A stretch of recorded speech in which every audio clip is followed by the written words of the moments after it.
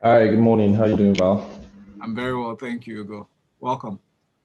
Ugo Dre Thank is you. at Ugo Dre on social media. Please engage us with a conversation on the conversation. Share your comments and observations and any story that interests you via Twitter at Smooth981FM with the hashtag FreshlyPress981. You can also share it via YouTube. Leave a comment on the platform. Please subscribe to our channel, Smooth981FM Lagos. When you subscribe, you would get a prompt whenever we come on live. Ugo Dre, let's start with this story about the federal government inaugurating the PPCC to avoid NSAS reoccurrence. This is not a new body that has been set up. It's been in existence. Um, and I know that the police has a complaints response unit. Well, but by the setup of this committee, I mean, however, albeit being in existence already, what new drive is being put behind this committee? What new mandates do they have that's different from what's been existing? Well, interesting. Hope you can hear me. Yes, Yes, all I right. can. So, Yes. yeah, it's a good development on paper. Uh, if there's one thing that past protest has done, it's basically put government agencies on their toes, and I don't think anybody, including even the protesters themselves, want a repeat of what happened in October last year. Some people believe that we basically just by a whisker escaped what could have degenerated into God knows who. But let's remember that this is not the first time that we're having a public complaints commission or whatever in Nigeria. You have one that is called FCC PCC or something, where if you have consumers can go and complain. You even have something called Sevicom. Have you heard of it before, Valentine? Have you heard of Sevicom before? Yes, I have. Yeah. So Sevicom is a very, very,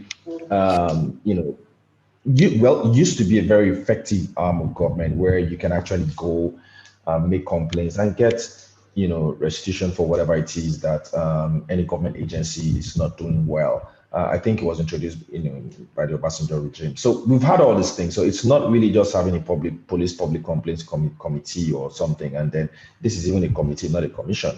And then now just have all sorts of bureaucracy shrouded around it. And maybe when you now go and complain, they tell you to drop something so that they can file, for the papers, or you know what I mean, Val. So that's just my own challenge. I'm not confident enough that this, so-called PPCC would be anything beyond just an acronym. I don't see how,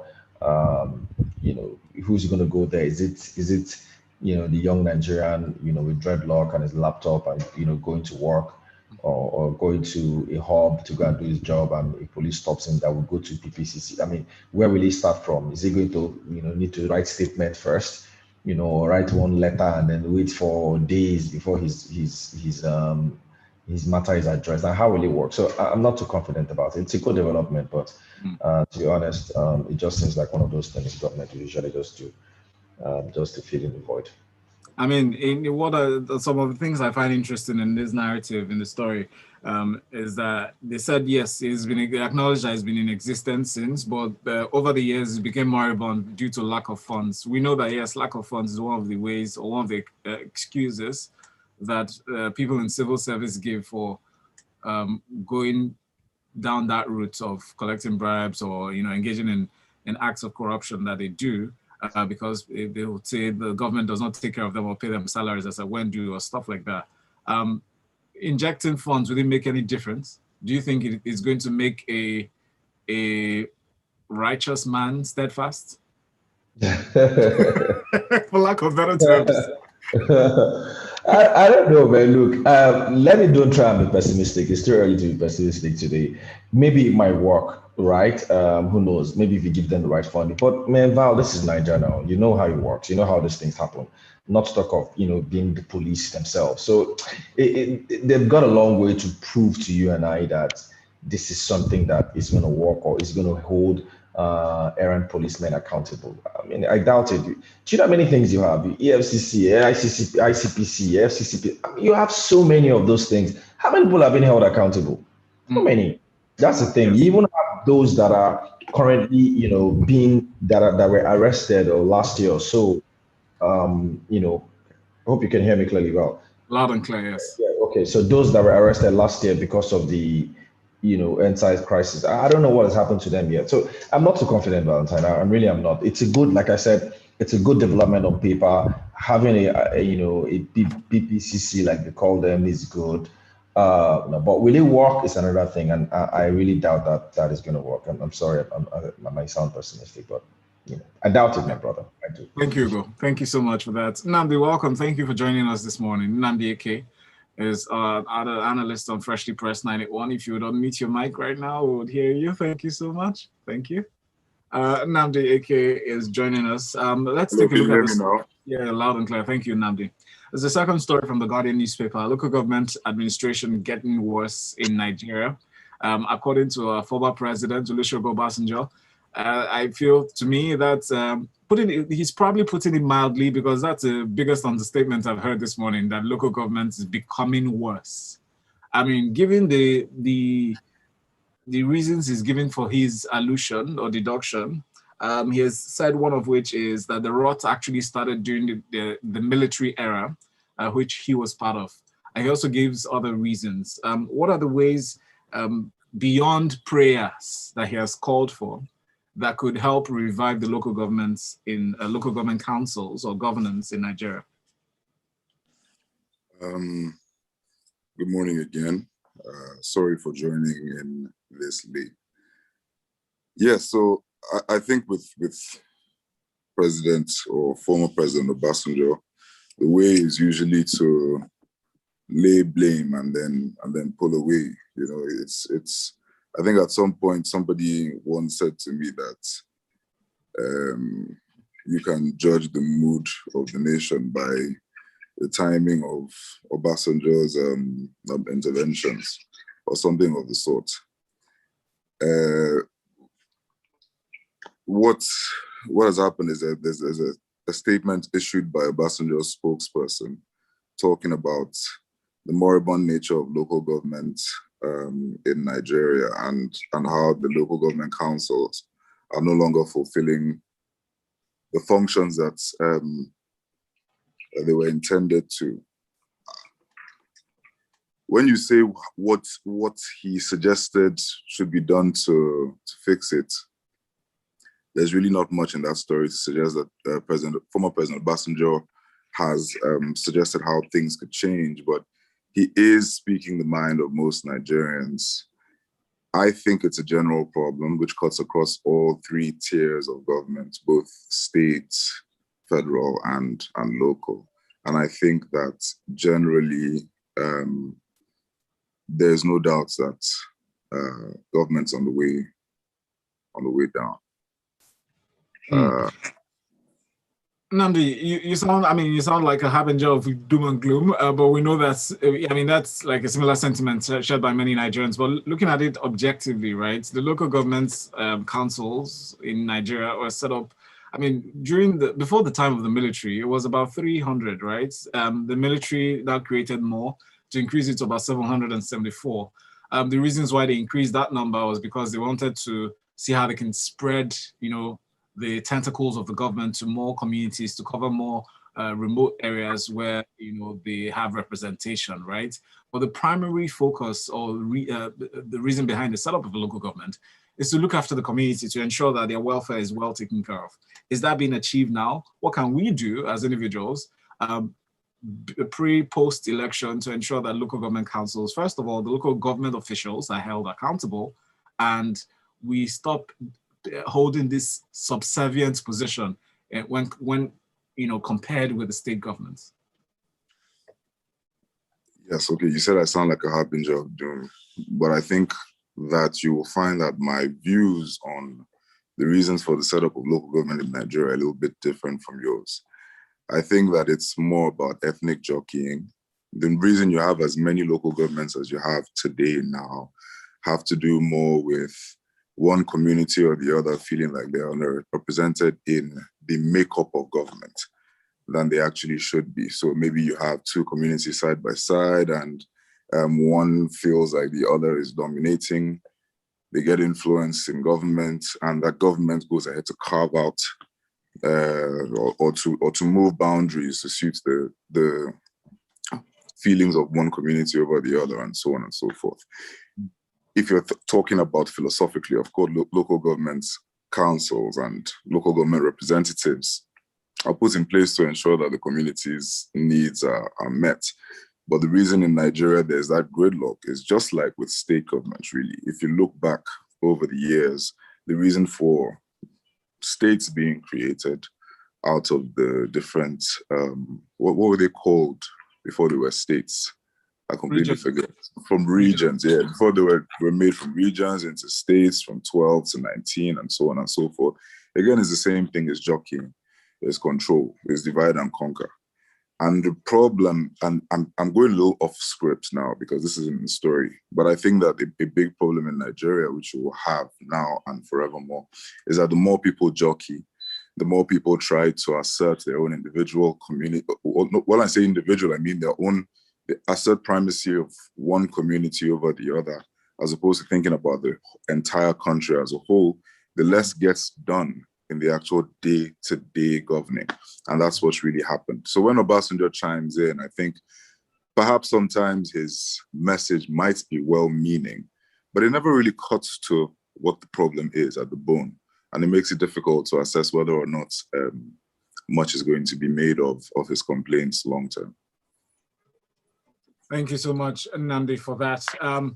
We also note that Obasanjo is the Ohu chief, and it sparks a thought in my head. I mean, how about traditional leaders? I would hope that they are more involved in governance at that local level, so that they can be well involved in the affairs of the communities that they are more privy to, and hopefully that can cut back corruption. Fingers crossed. Something to consider. Messages go to WhatsApp 0809 444 0981. Thank you so much to everyone joining us on Instagram Live at Smooth981 at Valentine Ohu.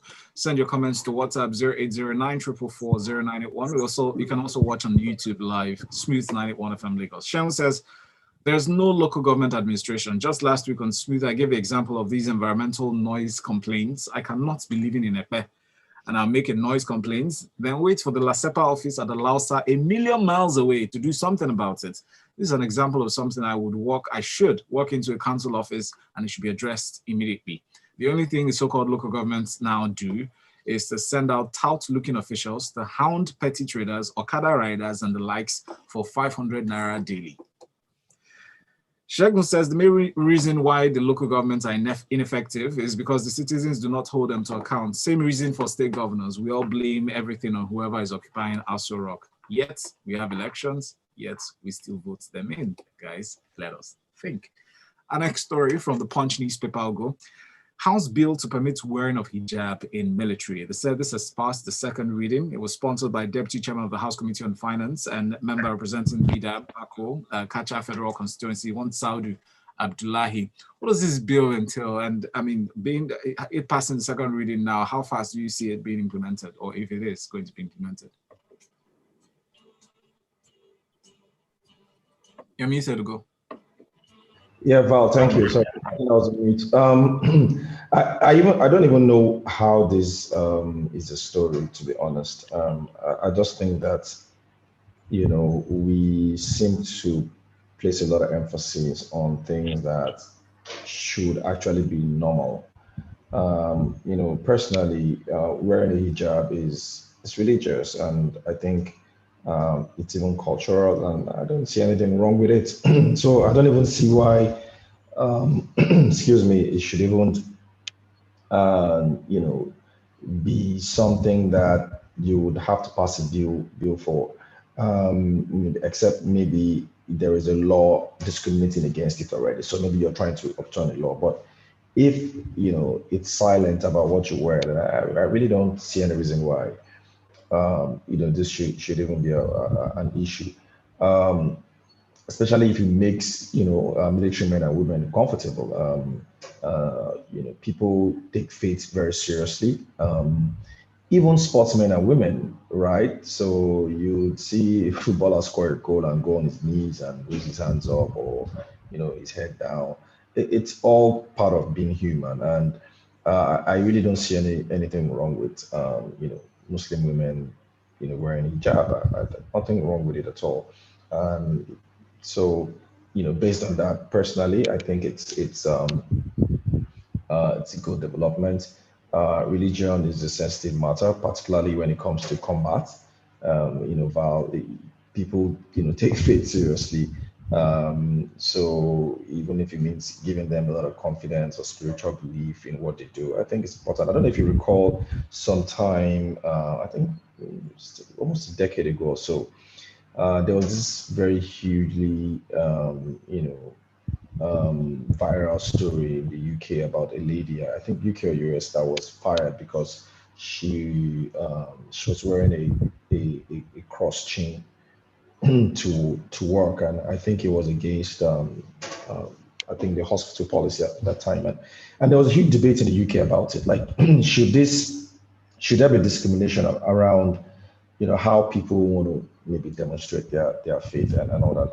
And so be that as it may, Val, it still doesn't mean that people should take this to the extreme. I remember sometime ago there was this guy who came to my office, and I mean he was wearing a regular mufti, and he was wearing this this yellow vest. I don't want to name the name of the church, but the yellow vest with the church name just scribbled on it and behind, and it was just kind of funny. And we had to tell him, dude, man, come on, you don't come to your client's office looking this way. This by no means is not a religious dressing in quotes. So there's a fine line here, but for the military, I don't see anything wrong with it. Interesting to note that despite this, there's no penalty for anybody who does not comply. So I'm not sure how they want to take it seriously, but I think it just allows people in the military who want to practice their faith while working to do so without breaking any rule or being court-martialed. Wow. Another interesting angle I would like to explore, if even if it's just for 30 seconds, is if that is passed into law and Muslim faithful, the female Muslim faithful are allowed to wear hijab while in active service, will that affect the sentiments of of the locals if they are sent to those very sensitive areas, especially those still grappling with insurgency in the north? So if you see a female soldier in hijab, do you think people will be more welcoming to her, for instance? Well, yes, and to the extent that even the guys like UNICEF and even media people, when they go to conflict areas, you look at the way they dress. They also try to reflect the cultural realities or expectations and cultural and religious expectations and realities of those societies.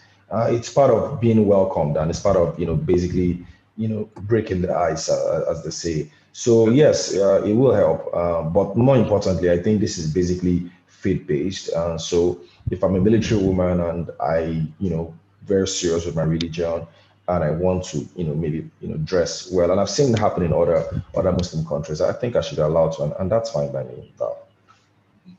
Thank you so much, Ugo, for that. Prince sends in a message here. He says, on the hijab issue, countries like the US and the UK having their laws allowed the use of hijab in their military and law profession, so I don't see any issue here. Thank you, D from Alausa. Austin from Satellite Town says, military to allow wearing of hijab. Now, okay, Austin, thank you so much for that. Messages here on Instagram Live and Symbols. Interesting name. He said, if the hijab is allowed, will there be a moral justification for not allowing the other religions that insist on walking bare feet? How about those that cover the entire head or face? Now, it's about semantics, right? Or is it semantic? No, not necessarily semantics, but it's about hazards, protecting yourself against hazards. So the hijab doesn't necessarily replace the helmet in this case, but probably could be worn under the helmet. The point is you can't place, there's a distinction between outfitting yourself for the purpose of what you're going in for, especially the military, for instance, putting up those security, those safety helmets and all those outfits, it's for a purpose. It's not for, due to a religious reason, right? Even the military makes it clear that they don't have any religious preference whatsoever when recruiting and even training staff. So those are not considered. But let's move forward with more stories. The Punch newspaper has this one: 84 inmates back in Imo Correctional Facility. And this is 48 hours after the attack on the Imo Correctional Facility, otherwise called prison, in the Imo State. The brazen attitude, the way they went in, unchecked, operated for 3 hours. Most prisoners escaped. Only about 36 stayed back, recovered 6 in the first day. Now they say if you have returned, there's another case, a unique case of an inmate that went for revenge and it backfired. Please take us through the story, Nnamdi. This is an absolute shocker of a headline. We should all be quaking in our boots. We should be quite frightened. I mean, I recall sometime during the NSAS protest last year when I think a similar thing happened in Edo State, right? And at that time, we were unable to quantify just how many inmates were let loose, just how many remained on the streets. It became quite apparent that the administration or the administrative protocols of our correctional facilities are pretty lax in terms of keeping records of who's around and, what they're about. But I think I'd like to highlight one issue, before we go into the meat of the story. Someone had mentioned to me, and I don't know how speculative this is, that a quite large majority of those inmates who were freed, in a way, were awaiting trial. So they've been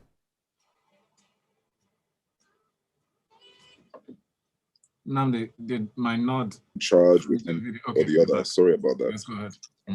Yeah, they've been charged with one crime or the other, and unfortunately, they've not actually been brought before a court to say exactly what their crimes are. All that aside, anyway, not to bemoan Nigerian structures over and over and over. In this story, what you find is that the 211 Nigerian Air Force base, which is close to that location, managed to round up a few of those inmates. We're still talking under 200 that have come back, which means that there are lots and lots and lots of people who constitute a danger to society, a menace, or who have been viewed that way anyway by the system, who are roaming the streets for one reason or the other. The story also mentions that none of those who have life sentences or have been condemned to capital punishment, which is death, really, hanging or whatever, none of those have been recaptured. It's a strange thing that happens in Nigeria where this kind of headline comes up. We're discussing it, and we're largely smiling and we're hearty and we're laughing. Every time you watch a movie, the Hollywood film is a Nigerian staple. You watch a movie, one prisoner escapes over a fence. They haven't been gone 200 meters, 300 meters, and already there's a crack squad rounded up with orders to shoot at sight and so on and so forth.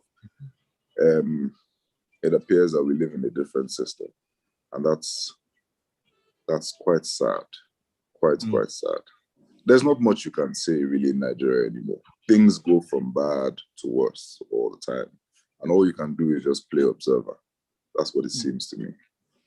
So one of the prison escapees, his name is not mentioned in the details. It said he came back from prison after the jailbreak, and this is an eyewitness report.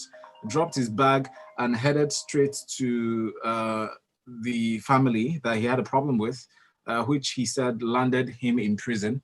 And when he got there, the family got enraged even more and caught him, went after him, and set him ablaze. So that's an interesting part of the story you don't want to miss. Go check out the Punch newspaper for the details. Now let's get to the next story. Ugo, NLC condemns mass sack of local government workers in Kaduna State. So it's been reported that workers above the age of 50 have been asked to compulsorily retire. What are your thoughts on this? What else would you expect from Labour? I mean, Labour would always complain whenever there's a sack. But let's just reflect back, Valentine. This is not the first time El Rufai is in the news for maybe the right or the wrong thing. Sometime in 2017 or so, I think that newspapers also reported that he had sacked about 4,000 local government workers. For similar reasons. This time around, they are saying it's 50, even though some other websites carried 82 workers. I think I've seen a few websites say there are 82 workers. But to be honest, Val, local governments, do they work for you? Do you even know who they are? Do you know who their chairman are, apart from maybe helping with weddings and things like that? It's really tough to situate what exactly local government do for us in this country. And we pay, some of us pay too much taxes to want to continue to bankroll inefficiencies in government. There's this thing that we've been pushing. When I say we, metrics and a few guys, which is, understanding or capturing the ability of Nigerians to self-govern. I'm sure, Val, you probably live in an estate, and in the estate where you live, you guys provide your own water, you provide your own, refuse, you clean your roads, you guys meet the community, the resident association meet all the time just for the welfare of the community. So that essentially is a local government. It's what a local government should do. But we self-organize a lot in this country, and we do that because you don't have a local government. Those are the guys that should be doing all this council stuff, but they don't do it. In fact, it's probably even the state government that does it.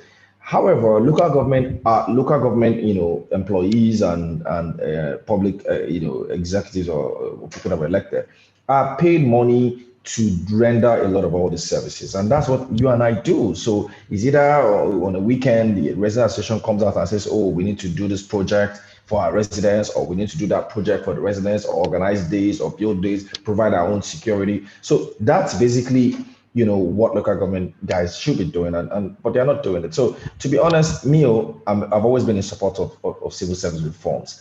Yes, it would hurt some people, and to be honest, some of us have been beneficiaries of either parents or relatives who's worked in civil service. But I think that the level of civil service we have in this country is just too burdensome for this economy.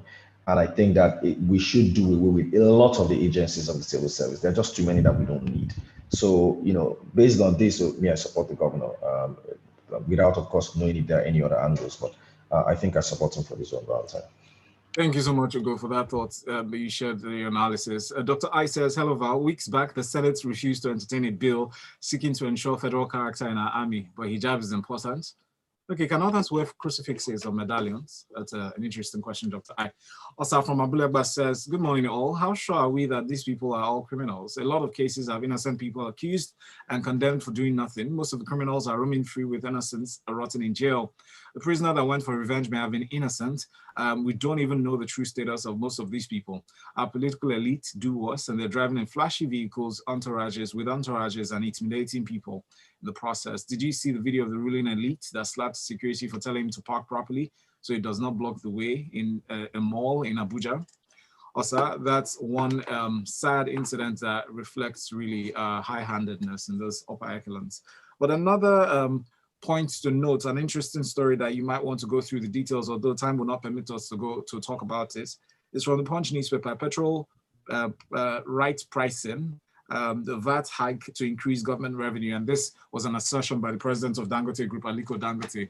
It received a lot of reactions during Business Express 91 today, but it makes sense, right? Some others were saying, oh, you sell your cement at higher prices in Nigeria than other countries.